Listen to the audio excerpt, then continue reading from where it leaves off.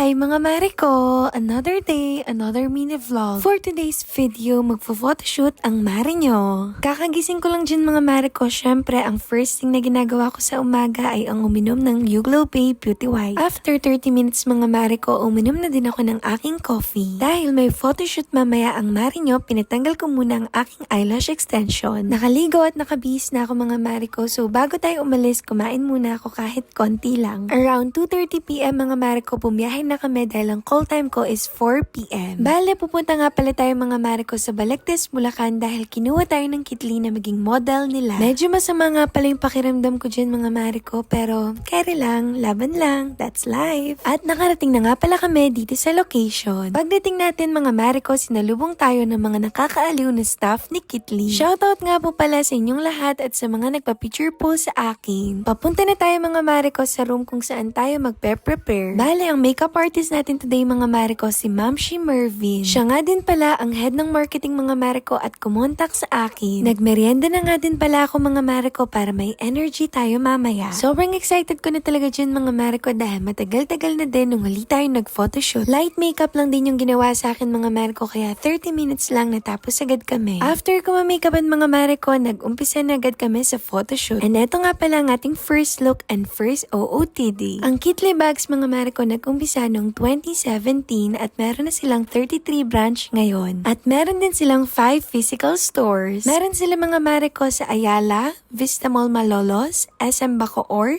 SM North at SM Mega Mall. After ng first layout mga mare ko, diretso na agad tayo sa second layout. At eto nga pala ang aking second look and second OOTD. Usually mga mare ko, hindi ako nagpa-pastel colors na bag, pero dahil nakita ko tong Kitli na in love tuloy ako sa pastel colors. Paano hindi ka may in love mga mare ko? Sobrang ganda talaga ng bags ni Kitli. Super affordable pa mga mare ko at high quality talaga ang materials na ginagamit nila sa kanilang mga bags. Nasa third layout na pala tayo mga mare ko at eto ang ating third look and third OOTD.